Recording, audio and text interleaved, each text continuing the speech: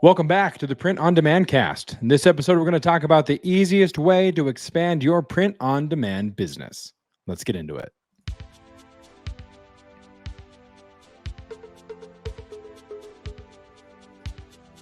Radical! Welcome to this week's episode of the Print on Demand cast. Each week, join the gnarly Travis and Josiah as they provide insight into the print on demand industry and equip you with the totally tubular tools, advice, and strategies you need to achieve success and hopefully have a few laughs along the way. Now on to this week's Totally Tubular show.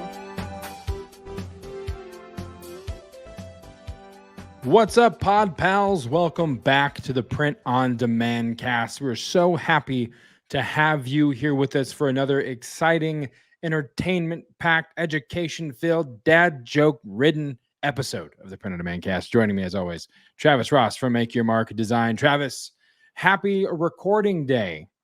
How about that? It's ambiguous. No one knows when that is. No one who has ever listened to our podcast in the past where we tell you how many days before it's released knows. Yeah. No, for all you know, we could have recorded this before Orlando. You guys have no idea. Yeah. No idea. Yeah, we did. Not. No, we got the duck in Orlando, actually. So yeah, he's a now permanent set piece. Shout out to, StreamYard, because that's what we used to record this. Anyway, how's your day? What's going on in the world of Make Your Mark Design? What's new? What's happening before we get into, all the nitty gritty? Sure. Lots of meetings today. Had meetings with all my VAs, did the one-on-ones, and got all of us on the same page with a bunch of stuff we're doing. And then had another meeting with another person. One of my clients actually had to cancel last minute for a coaching thing that I was doing with him. So he had to reschedule that, but that gave me a lot more time in the afternoon. So I was actually was asked to write an article for the Apparelist website.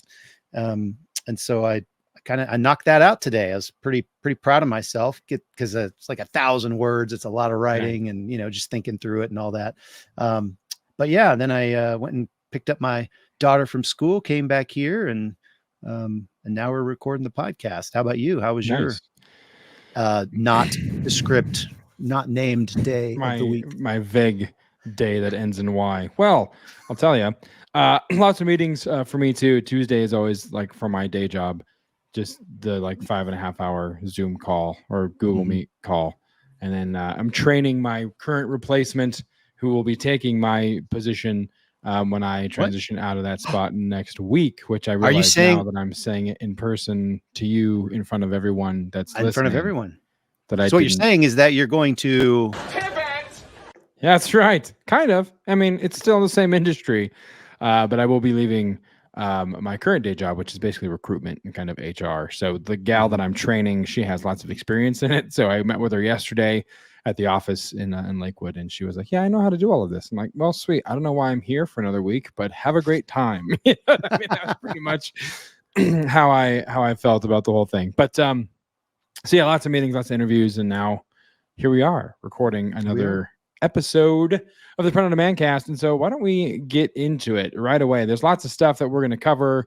A really awesome point of interest that is, I think it's obviously it's interesting, but it's an interesting development in terms of platform options and availability. And then, of course, in the main event, stay tuned because we're going to get into the easiest way to expand your print on demand business, and you're not going to want to miss that either. But before we get there, it's everyone's favorite time. It's the weekly dad joke. Time for the weekly dad joke. All right, who's delivering this? I don't know. Me, you. I kind of want to, but I mean, do it. No, you do it, or you okay. can. Yeah, you do it. You're fine. Yeah. All right. So anyway, a thief in Paris planned to steal some paintings from the Louvre, which, if you know anything about the Louvre, they got their security pretty locked down. So after careful planning, he actually got past security, stole the paintings, and he made it safely to his van. However, he was captured only 2 blocks away when his van ran out of gas. When asked how he could mastermind such a crime, and then make such an obvious error, he replied, "Monsieur, that is the reason I stole the paintings. I had no money to buy the gas to make the Van Gogh."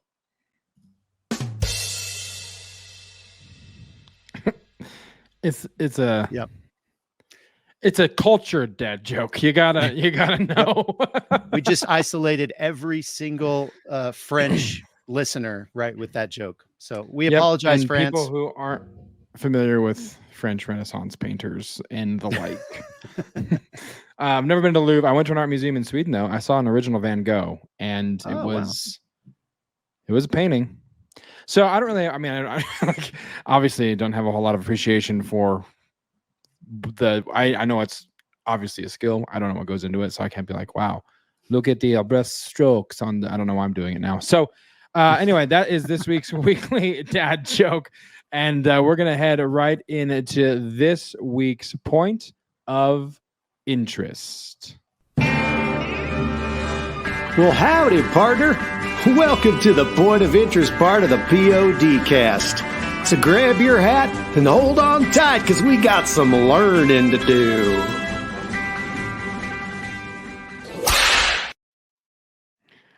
All right.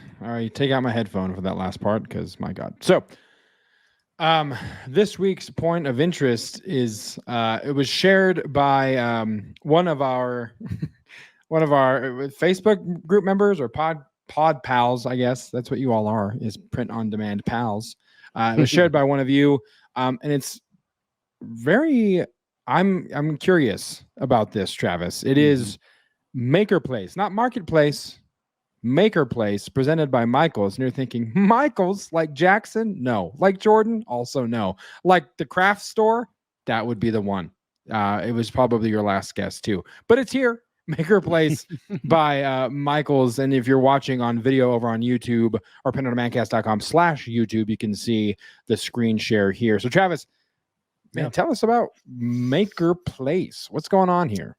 It's cool. I don't know.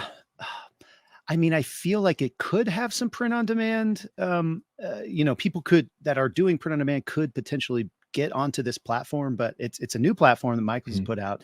It not only allows you to sell your handmade items, which is obviously where print on demand could potentially come into play. If you're doing them at your house, or, if you're actually making these, then technically they're handmade.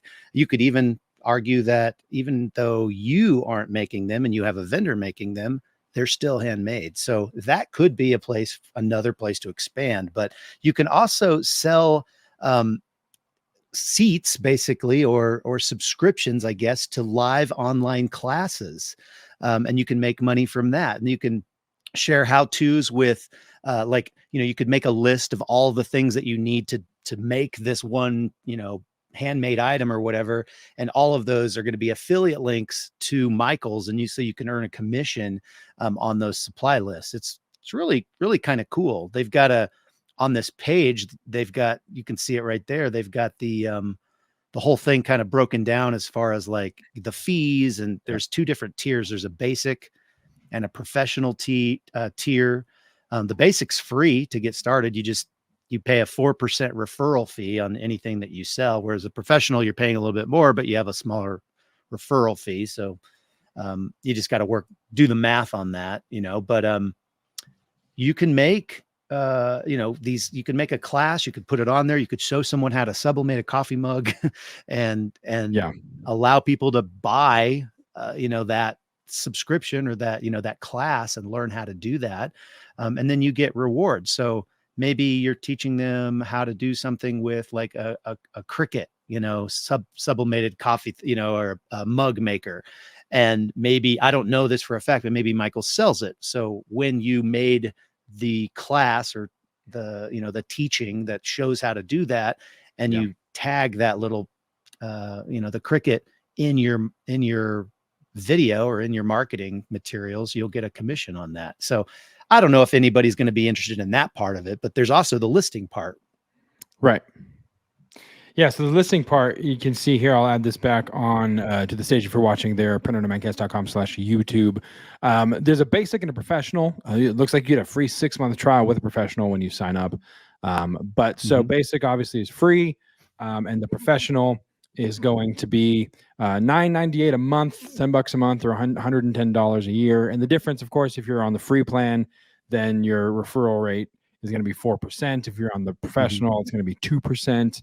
And then they've got transaction fees, which is 3% plus 20 cents. So, low fees, really, when you think about it, comparatively to, like an Amazon or a Walmart. I mean, it's a little bit kind of on par with an Etsy fee that they charge as well. And then again, you can do commissions through the how-tos and classes that Travis was talking about, 6% commission there, 6% on Michael's purchases. This is if you have the premium or the paid plan. And then a class registration revenue split. So you get 80% and they get 20%. So that's a pretty good split. That's pretty awesome. Yeah. So yeah, and then of course you got free product listings, class listing limits, unlimited if you're paid. How to list limit is unlimited if you're paid. So lots of interesting opportunities. I think for me, probably the most part that I'm the most curious about is leveraging that how-to piece of it. If it is how to sublimate a mug, if it is having what can you teach that in a print-on-demand kind of specific niche on this particular platform that would be relevant that people want to know, whether it is a Cricut, like you said, or heat press transfers or what have you. So yeah, interesting. It's an interesting foray into the e-commerce space by Michael's kind of the, I guess, merchant side of things, allowing people to sell on a platform. Yeah. I mean, and like I was saying, you actually, I believe you can list products on this thing. So right. I don't know exactly how it all works. I have not signed up for it myself. But right there at the bottom of that page, there's a join now. And you can imagine that, since they're new, they're probably going to just open the floodgates and let anybody join. So if you want to check it out, we'll put this link in our show notes, and you can do yourself a favor and go sign up, and then you can tell us how it worked, out. Yeah. Let us know what you thought of it. Because it might be the new Wild West. Who knows what's going to happen or be allowed until it's not over there. But yeah, I'm interested if anyone does sign up for it, let us know and let us know how it goes. You can contact us. You can reply to the weekly email that we send out. You can reply and let us know if this is something that you have done or are going to do. Let us know. We would love to be able to interact with you and learn more about this platform as well. So with that being said, we're going to transition to this week's main event. But before we do that, we have a little bit of an ad from one of our sponsors. In a world where businesses everywhere are trying to make print-on-demand sales, one podcast goes above and beyond every week to bring the most POD-specific information there is, all to help save the day, every day. Don't succumb to the enemies of your print-on-demand business. Sign up today for the Print on Demand Cast VIP email at printondemandcast.com/VIP. This time, it's for real. All right, Travis, this week's main event, we talked about it at the top of the show, but the easiest way to expand your POD business. Now, back in episode 172, we talked about the print-on-demand success journey. And in that episode, if you haven't listened to it, go back in the archives, take a listen to that, and then you can come back to this one or listen to this one and then go back. It doesn't matter the order. It is reverse compatible, so you're going to be okay either way. But in that episode, we outlined 4 stages of where you might be in your business, as well as ways to move on to that next stage, right? So the first one, Travis, is the rookie. Or the second stage. The second one, sure. Yep. So talk about a little bit, like, for people who maybe haven't heard episode 172. Yeah. Define that, like, rookie bracket. What does that look like if you were to be in that? Sure. So maybe you can relate to this if you are in this or you have these characteristics. You have between 10 and 100 live print-on-demand listings. But you're frustrated because it's just not going well. It's just really slow. You're not seeing a lot of sales. Really, you're really feeling the pressure to create more listings because obviously the more you're hoping, at least the more print on demand products and listings you have out there, the more sales you're going to get. That may or may not be true depending on how you're going about it, but you are feeling that pressure. You're probably only selling on one print on demand channel. It's typically either it's Etsy. A lot of people start off with Etsy, or if you got a Merch by Amazon account, you're selling on Merch by Amazon. Those are two totally different platforms, but you're probably only selling on one, maybe two. Maybe you have a Merch by Amazon and you're doing Etsy, but you're still not seeing that those sales come through. You've generated maybe a few of them, but you're barely breaking even. Maybe you've bought some tools, and so that's subscriptions to tools that are helping you, but then your few sales, or you're just breaking even, and you're still refining that process of research, design, uploading, marketing, all of those things that you need to be doing, or at least you assume you need to be doing. And it's just not paying dividends quite yet, but you're in the game. You've started, and kudos for that, but if you can relate to any of these kind of characteristics, then I think this is the right show for you. You're in the right place. Yeah, you are in the right place. Congratulations. You did it. You're here. So moving on from there. So the question is, like, how do you get out of that stage, right? Now, if you define the stage, and it's like, that's great, but if I don't want to be a rookie forever, well, then, again, several answers to this back in episode 172. But one of the first ways, and one of the easiest ways to start expanding your business, is to start selling on new channels. Boom. And there's we a should lot have of a sound effect there. Oh, we should. We don't. How do we not have an explosion? It's the closest thing. Okay, that'll work. Reality just smacks you in the face because it's the easiest way. I don't know what's happening here. I want to win. So there's a lot of different ways you can look at this, and there's a lot of different ways to expand. Primarily, we can start with online channels. And Travis, if you remember, there's obviously multiple channels to sell on online, but way back in episode 2.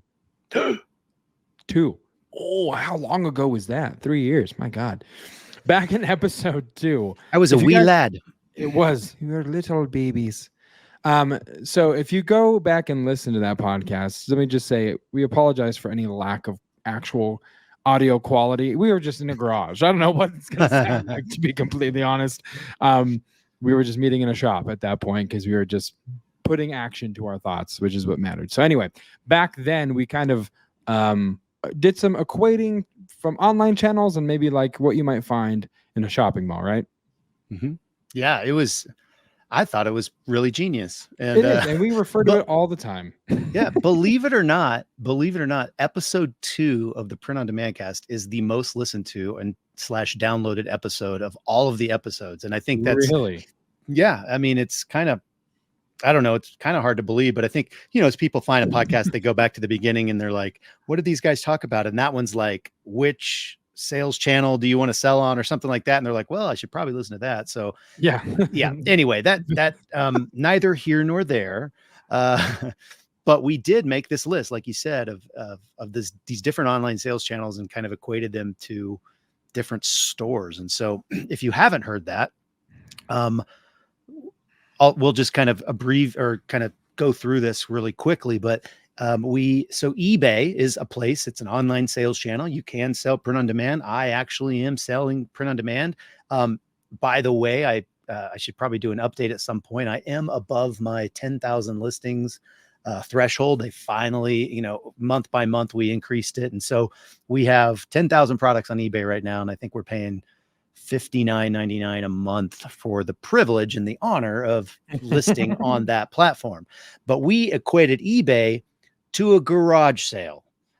And that's just because you can literally buy pretty much anything on eBay. You can, it doesn't matter if it's used or new or whatever, you just disclose it and you can sell it pretty much, as long as it's not a gun or alcohol, or I'm sure there's a couple other things that you can't sell, but you get the idea. It's kind of like the garage sale. You just don't know necessarily what you're going to find, but you probably, if you look, you could probably find some pretty interesting crap, on eBay. Yeah. So that's why we call it the garage sale of the online marketplaces.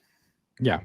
The next one that we had in it was Etsy, right? Etsy is like the vintage shop, which makes sense. It's a lot of crafted goods and homemade stuff, custom work, home decor, like very vintage, the kind of shop that my wife would walk by and immediately go, I'm going to go in here for an undisclosed amount of time, and then I wouldn't see her for an hour or two.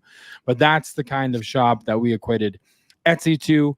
The next one, Walmart, was like a store in the mall, like a Jean-Claude Penney or J.C. Penney, for those of you that don't know his full name. It's not his actual full name. Or Dillard's, Macy's. Macy's, yep. Because Walmart has a lot. It's not the entire mall, but it's got enough for you to go in and probably find what you need, I guess. And I'm just thinking about this now, but like, I feel like we might need to reclassify Walmart, because in the 3+ years that we've had this podcast, their online presence has really grown a ton. Yeah, it's true. They're 2 or 3 stores in the mall now worth of products. I don't know. We need to revisit that. We'll talk about that offline. Yeah, we'll revise this list and bring you a new revised list. But the next one was, it was merch by Amazon. It's now merch on demand. It was kind of like the kiosk in the mall, which I'm sure you've all seen. Those kiosks that are actually printing shirts in the middle of the mall for you. Right. Whatever copyright infringement image you would love, they will put it on that shirt. They might have copyright, to be fair, but I doubt it. So we've all seen those. That's kind of what's merch by Amazon. And obviously, they've expanded their offerings even since we wrote this list 3 years ago. There's lots of other things you can sell and decorate on. And so, it's more than just t-shirts at this point, but still, nonetheless, it is a smaller offering, or kind of like that kiosk where there's it's really niched down. But but you're not going to find anything more than what they offer. It's like going to In-N-Out for like a bacon cheeseburger. It doesn't exist, and it has 3 things. It's going to be what you're going to get. Should we redo this and equate it to restaurants? I think so. So next tab was like Teespring, TeePublic, Redbubble. Are those also kiosk? I would think so. Yeah, I would think so. I think they're kind of that kiosk. I mean, the reason Walmart, has, and even Etsy has, like, they're an actual shop or a store, is because they have more than just some print on demand stuff, And so like the Teespring, the TeePublic, the Redbubble, the Spreadshirt, all of these other places that, royalty based for the most part, platforms. So you're going to license your designs to them, and they're going to put them on, whatever products, and then they're going to fulfill it. They're going to sell it. They're the seller of record. You're just going to get a royalty because you license your design to them.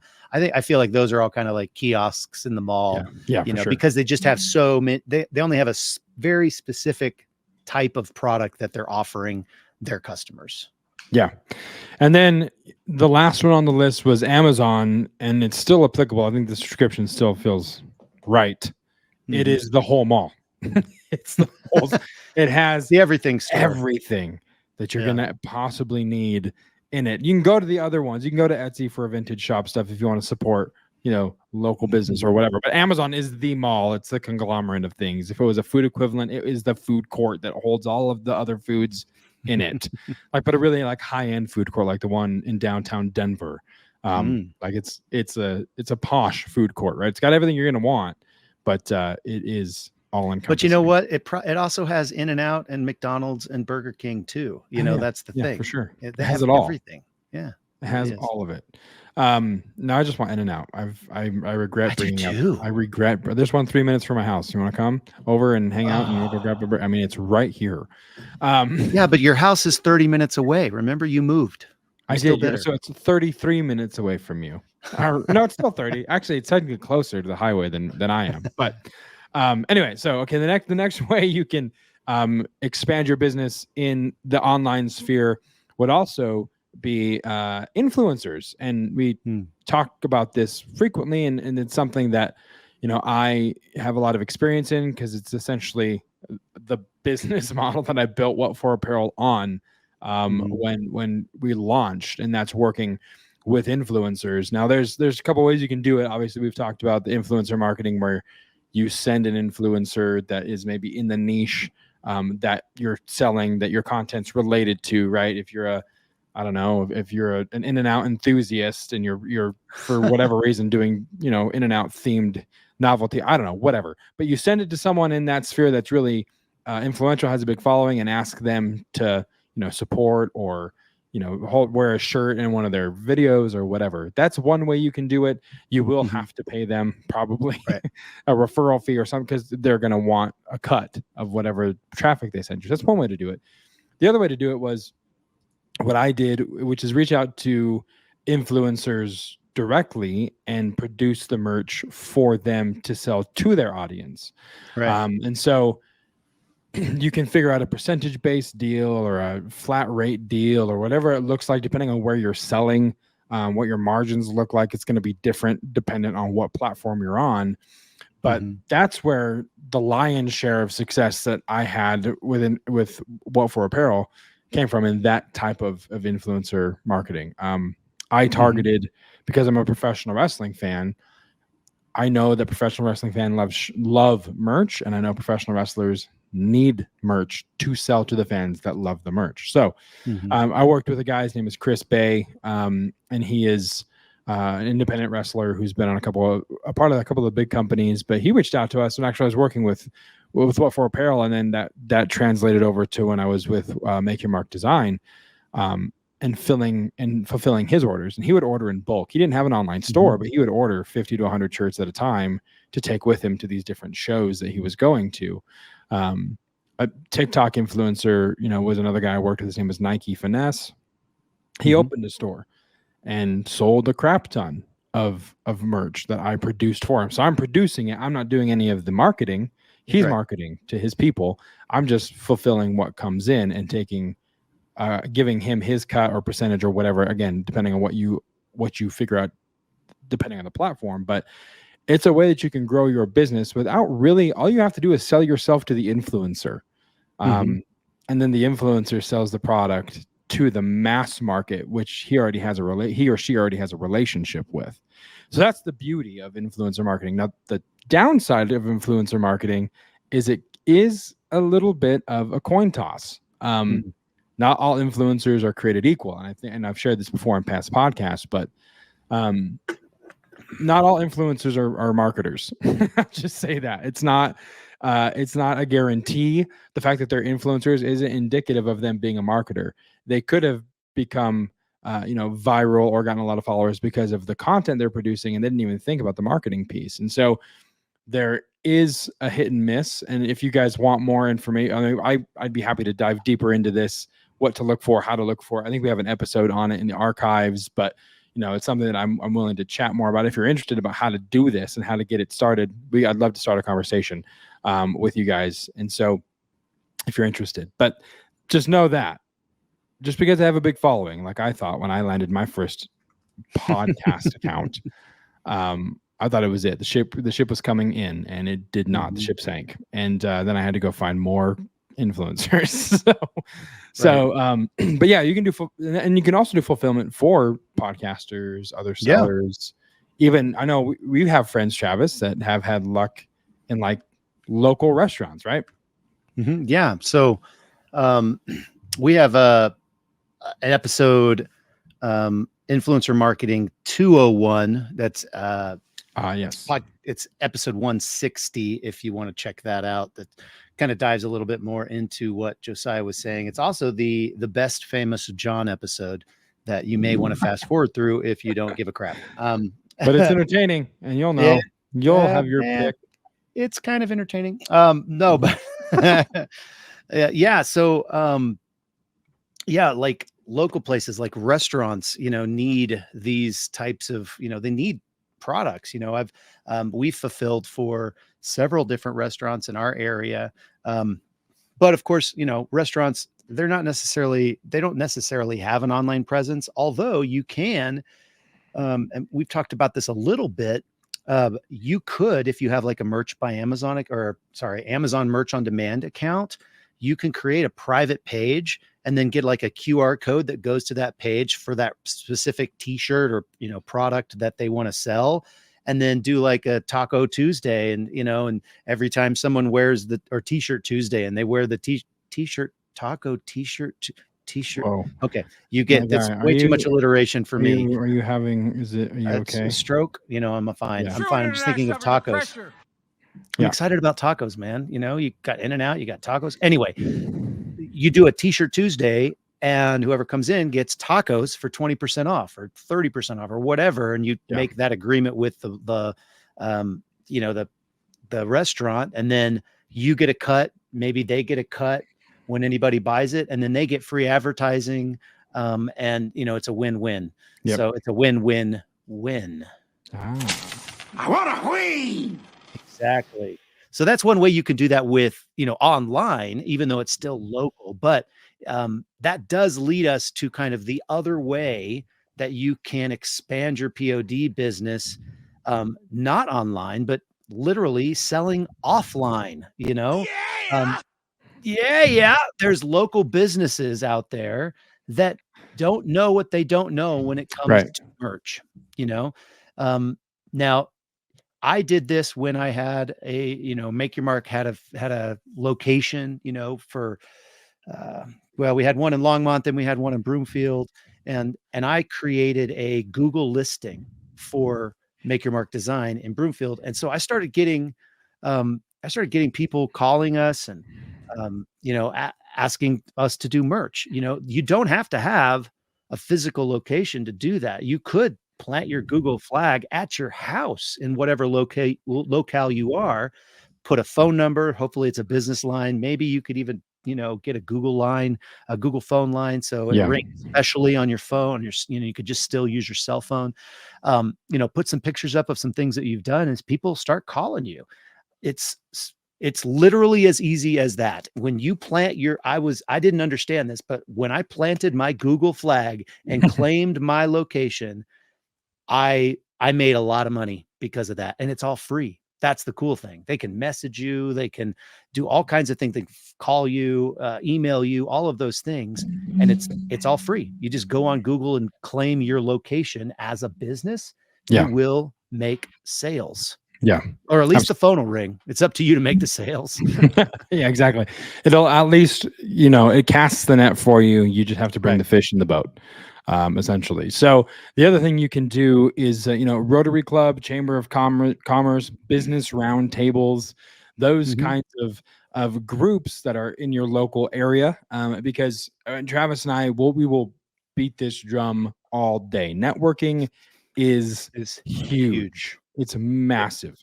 Again, we've got a lot of episodes on networking as well, and the importance of networking.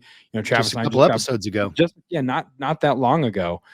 Travis and I just got back from a trade show in Orlando and networking, and I'm excited to see what comes from that as well. So you just never know. Networking is huge. And the thing about those groups is most of the time, they will only allow maybe one or two of some sort, like a business roundtable group, for example. I don't know that the Chamber of Commerce is necessarily as like that, but curated in terms of membership. But some of the places, my sister is a part of a business roundtable where she lives in Alabama, and they only allow one or two of each kind of trade or profession. So they have a couple electricians, and they have a couple, contractors, and one insurance guy.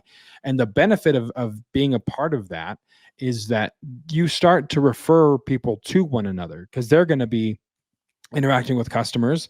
Heck, they themselves might need t-shirts and merch for their business. So that's like a treasure trove in and of itself. Right. And then they will recommend you if they know someone that needs something, and with people they're talking to, and you return the favor. So that networking can be massive. It's episode 179. 2 episodes ago, we talked about the importance of networking. It's massive. So look into that. Even if it's not, a limited entry type thing, any kind of networking in general, just getting out there, shaking hands, getting to know people, getting into the community, massive. Yeah. Have a business card on you. I mean, I had a lot of, and still do have a lot of connections with different businesses that found us because there's one guy that works for a company that goes to my church, and he found out that I was doing, print on demand, or I was doing printing, and we did a ton of business with him. And then there was another company that one of my employees, her husband, was in charge of getting merch for their business. And so I would never have known that had she actually brought the business in. But so you never know who knows who and how that can benefit you and your business. Because remember, don't let imposter syndrome sink in. You know, you're not an imposter. You know something about this business. You know something about print that most people don't. I know it seems commonplace to you, but you know more than 99% of the people on the planet about printing. Believe it or not, that's true. So you actually can serve those people, even if you are in a drop ship model. It's possible. You can figure that out. You might not make as great a margins as if you were actually making the stuff all your own, but there's still some business. There's still some meat on the bone.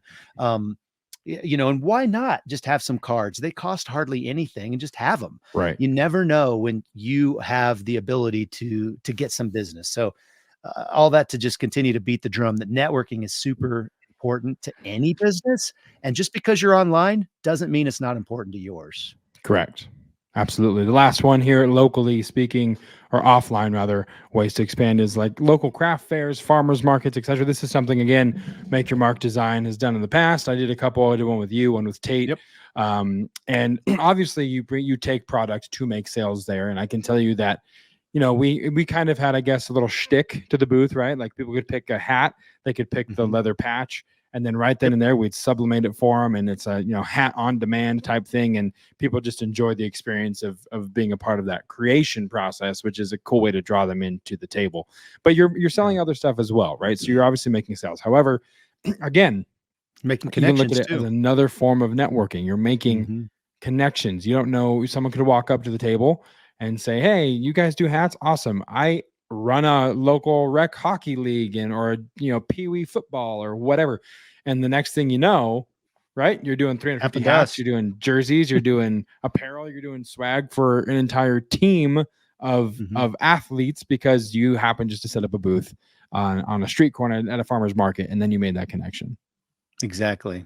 Yeah, that is a real life example.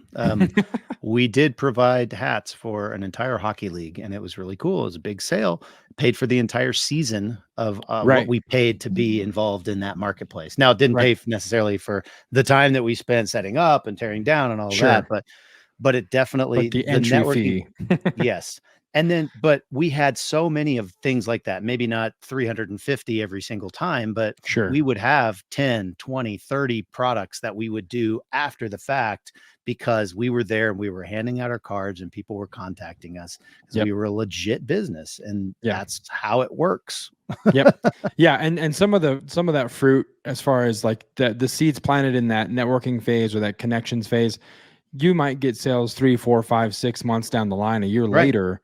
But you've established that connection, you've established that relationship, and then you nurture it and touch base. You know what I mean? Like nurture that, water that. Eventually that fruit's going to come because they're going to need it. So it might not be, you know, you might not pay dividends immediately, but that the payoff will be down the line. It's maybe not immediate, but it'll be there.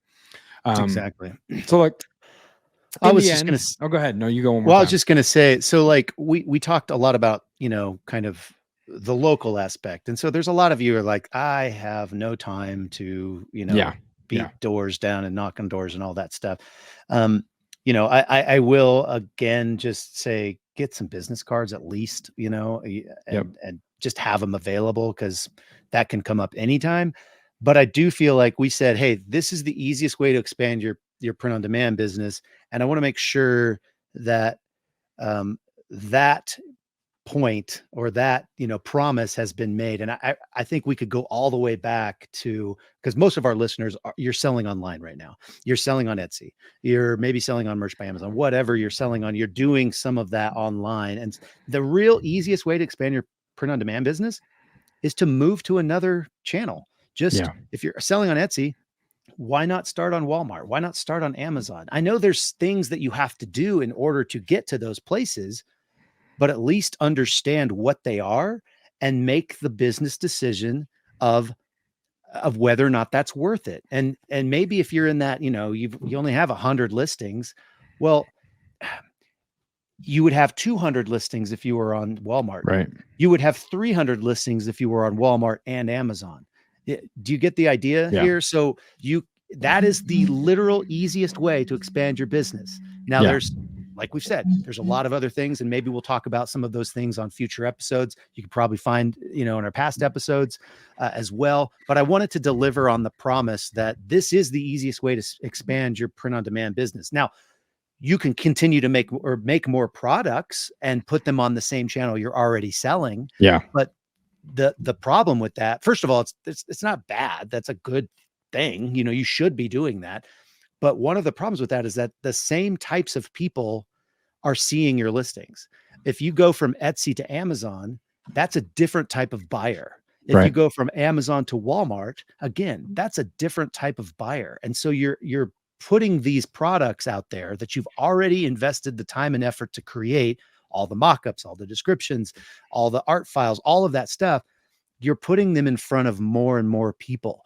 And so that, I just wanted to say that before we kind of ramp down, because it really, really is the easiest way to expand your print-on-demand business, at least in my mind. Yeah. And I can't believe that I'm going to be the one to say this, but if you listen to past episodes, you will know that if you start building an organization structure at the beginning, when you're on your first platform and you do spreadsheets and you have all that information organized, then transferring everything, all your listings to a new platform is going to be super easy. You've already done the work in the design process and getting things set up. The lion's share is done. So you can triple the amount of listings you have with a couple clicks of a button or adjusting a couple, data fields, but it's not going to be arduous because you've already done the lion's share of the work. So that's why it really is the easiest way. Last week, we talked a lot about maximizing your assets. Well, you already have 100 designs because you've listed them on platform A. Put those same 100 designs on platform B. They're not there right now. So instantly double your listing number, maximize your assets off is basically what I'm telling you to do. And that's the easiest way to, well said. Yeah. Thank you. And I was surprised you didn't go into the spreadsheet thing, because that's your thing, but I beat you to it. You did. Yep, you did. You stole my thunder. I think in the end, there are plenty of ways to expand. You can you could definitely expand to other sales channels online. You could go the influencer route, or you could start, beating the pavement and literally getting yourself out there. See if there's a chamber of commerce or a Rotary Club or whatever, those types of things, and spend more time networking. So there's plenty of ways to expand. And you know what? If you just want to drop ship your print on demand and you don't ever want to talk to anyone, that's totally fine. But at least decide what the next channel is that you're going to get onto, because that should be on your roadmap. One way or the other. Maybe it's not right now. Maybe it's, when you have 500 listings or, 1,000 listings or whatever, or it's not this month because of XYZ in your personal life that's happening. And maybe it's 3 months from now or whatever. Just have that plan and challenge yourself to actually expand. And you'll be glad you did. It might be hard, might be challenging, but hey, we're here for you. We're here to help you out as you move into that stuff. So just make a plan and follow through with the easiest way to expand your print on demand business. Yep, absolutely. So that will wrap it up for this week's main event. Thank you guys so much for sticking in there and listening to another episode of the Print on Demand Cast. Hopefully this was helpful for you. And again, if you haven't already, printondemandcast.com/VIP is where you can go to sign up for our weekly newsletter. It's a great way to stay in the loop, even when, information that's not on the show or tips and tricks not on the show, it'll be in the newsletter, and you can respond and communicate with us that way. But we'd be super thankful to have you a part of that as well.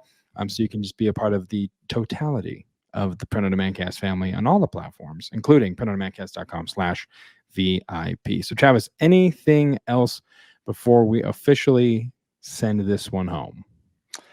I think that's going to be it. I would love for you guys to sign up for the VIP email list. You get the annual design calendar, which kind of helps you figure out what you should be designing for at what time of year. That's, our gift to you. If basically it's a trade for your email. And then, you can check out our weekly newsletter that, like you said, goes into more stuff about the podcast, but then if we have special announcements, if we have other things, something else comes up, we're definitely going to let you know there as well. All right. Well, thank you guys again for listening. And so until next time, for Travis, I'm Josiah. We'll see you right here on the Print on Demand cast. See ya. Hey, babe. Thanks for listening to this week's episode of the Print on Demand cast. We hope you enjoyed the Totally Tubular Show. If you've got a question or a suggestion for the show, send Travis and Josiah an email at info@printondemandcast.com. Want to be wicked nice? Take a minute to rate and review the show on iTunes or wherever you get your podcasts. And don't forget to subscribe now so you don't miss next week's episode. See you next time, for sure.